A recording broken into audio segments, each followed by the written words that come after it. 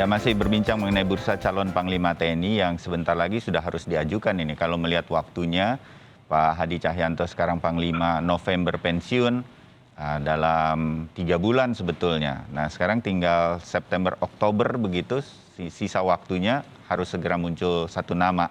Walaupun tidak diharuskan sesegera itu namanya muncul. Masih kita bincangkan bersama Bobi Rizaldi, anggota Komisi 1 DPR RI, dan juga Koni Rahakundini Bakri, pengamat militer yang pagi hari ini hadir bersama kami daring untuk Sapa Indonesia.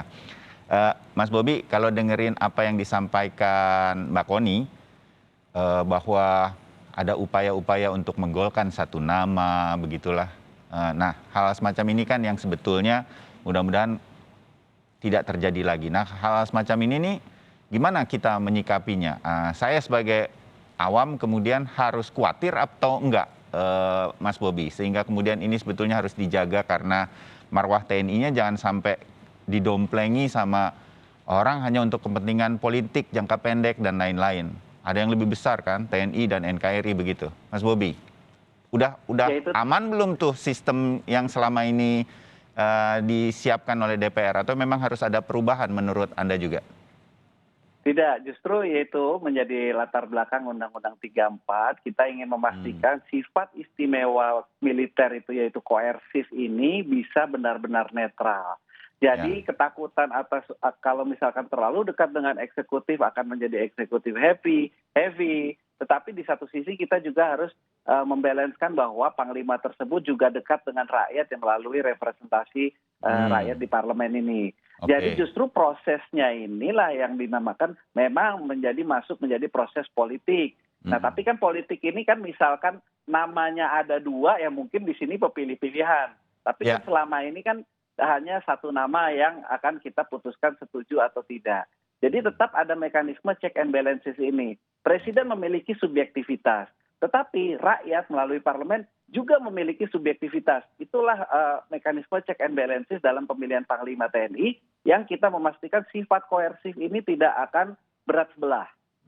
Tidak akan dipergunakan untuk merepresi masyarakat, tetapi sebaliknya juga itu akan membuat Panglima TNI ini benar-benar mengikuti garis atau misi visi dari yang tadi Bu Koni katakan, yaitu civil society.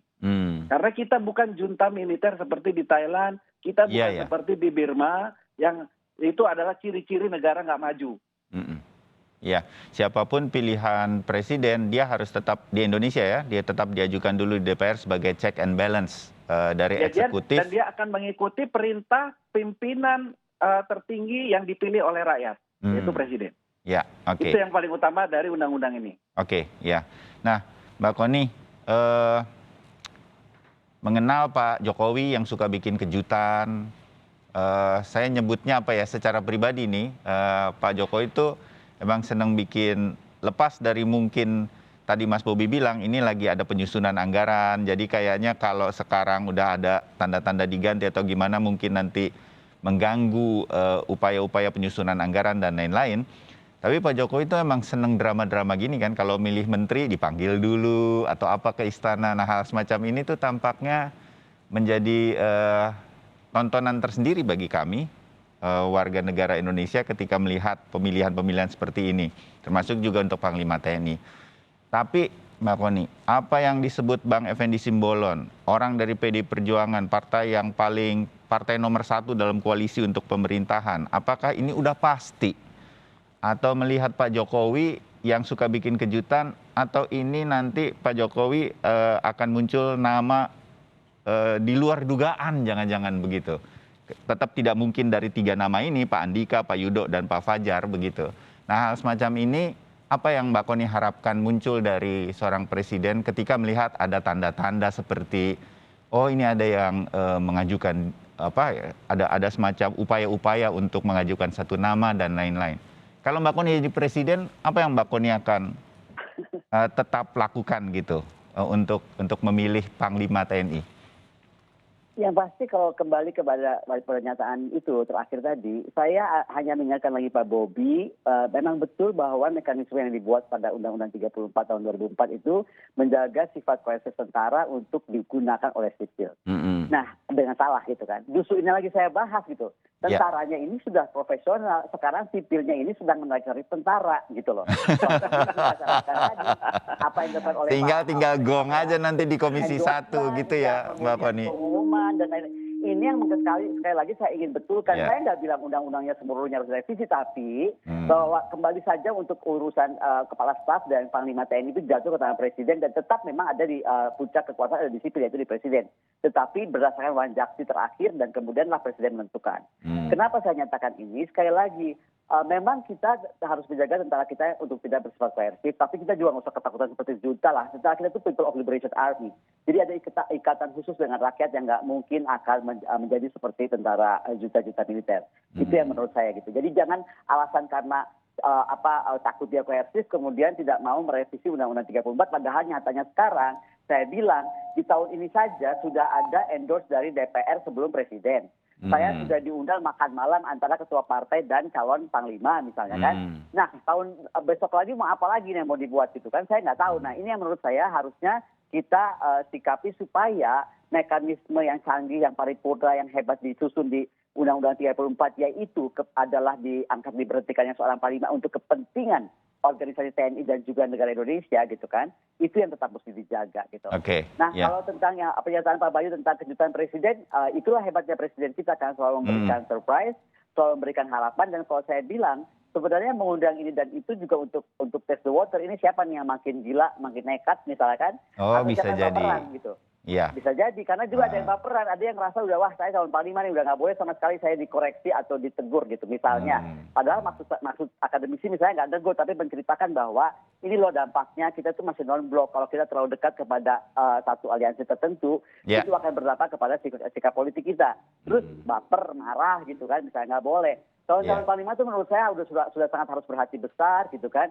Dan ini ya si quadruple helix itu mesti terwujud. Jadi bagaimana mungkin kita bisa jalan sebagai bangsa yang besar jika quadruple helix itu nggak terwujud. Apa sih quadruple helix? Yaitu antara eksekutif, kemudian yudikatif, dan juga bagaimana antara akademisi dan militernya sendiri juga harusnya mesra-mesra aja gitu. Kenapa? Karena nanti berhubungan banyak nih, berhubungan ke industri pertahanan, berhubungan ke strategi geopolitik, berhubungan ke segala macam gitu loh. Dan akademisi nggak bisa dianggap cuma sebagai pelengkap penderita gitu. Karena banyak hal sekarang ada yang mungkin tidak dilihat orang, akademisi itu tidak bisa melihat. Contoh kemarin waktu saya ribut-ribut soal exercise dengan infanteri 25.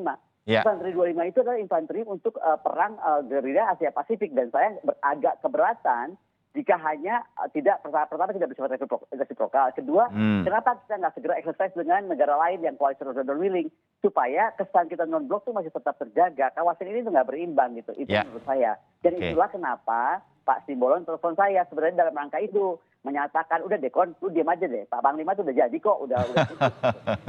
Terus kalau Panglima udah putus, saya nggak boleh bicara lagi tentang pandangan saya tentang kawasan, misalnya tentang geopolitik, kan juga nggak begitu. Gitu. Oke, ya dimengerti. Tapi Mbak Koni, Mas Bobi ya, ini jadi penasaran saya. Kan gini, Pak Andika, Pak Yudo ataupun Pak Fajar begitu, 3 kepala staf yang sekarang ada di Matra TNI, kalaupun jadi panglima, dipilih presiden, diajukan ke DPR dan kemudian disetujui DPR dan kemudian dilantik, kan nggak akan lama juga, karena sudah memasuk dalam beberapa waktu nanti, ini buat pemirsa juga supaya tahu, itu pensiun juga tuh.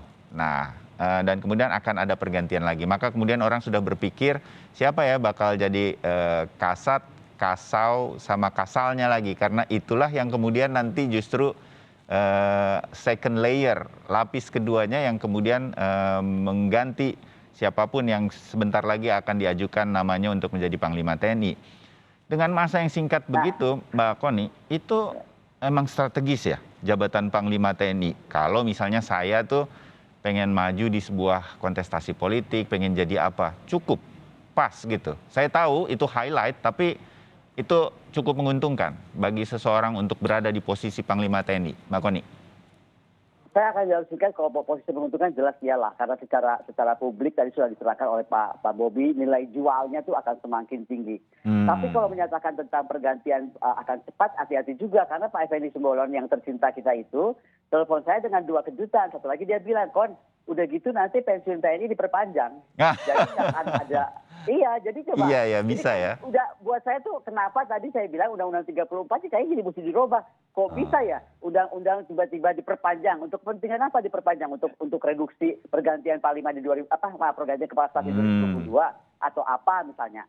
Jadi kembali saya ingin tekankan kepada DPR MPR bahwa tugas memang pasal 34 itu menjaga tadi pengangkatan pemberhentian itu untuk kepentingan organisasi. Ya. Saya melihatnya dan saya mengalaminya dan kita semua dapat telepon kok, kita juga tahu abang kita tercinta kan nggak ngomong sama saya gitu kan.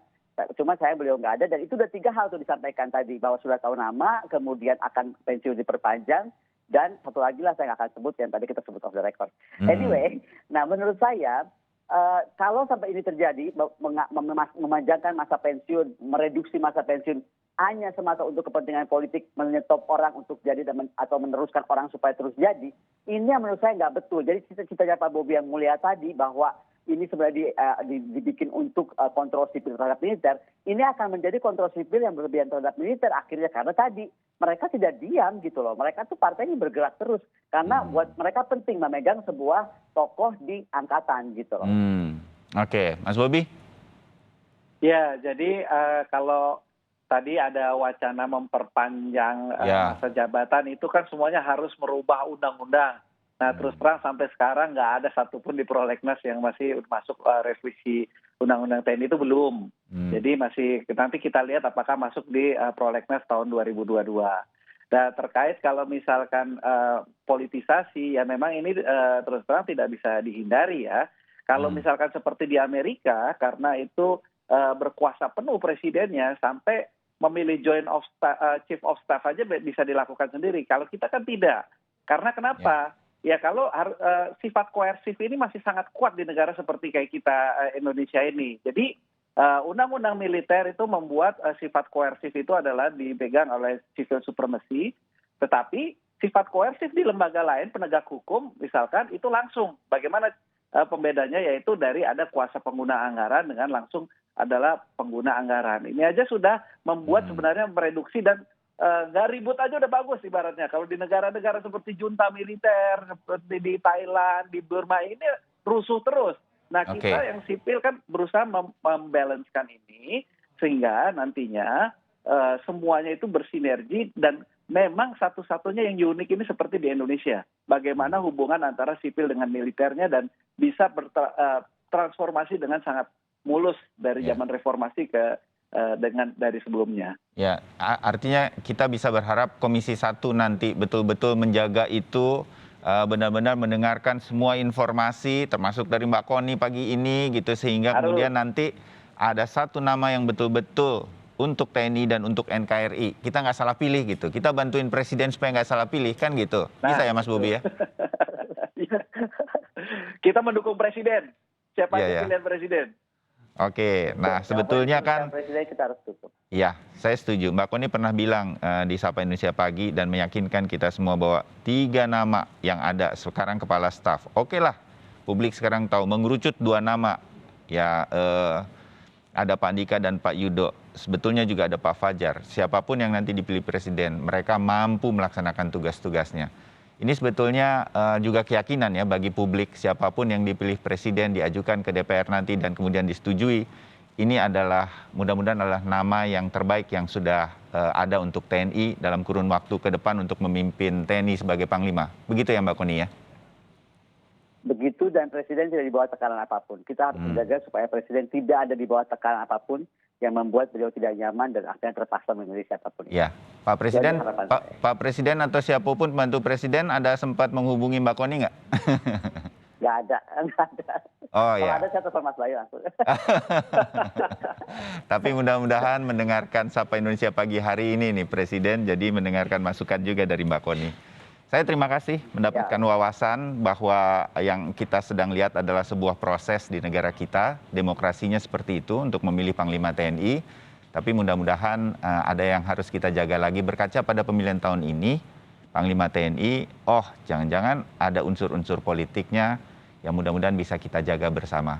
Masukan dari Mbak Koni, jaminan dari Mas Bobi dan kawan-kawan di Komisi 1, mudah-mudahan ini menjaga semua. TNI, NKRI, harga mati. Mudah-mudahan itu yang nanti terjadi. Mbak Koni, Mas Bobi, Betul. sampai ketemu lagi. Salam sehat. Terima kasih Mas Assalamualaikum. Bayu, Bu Koni, terima kasih. Mangga, dadah.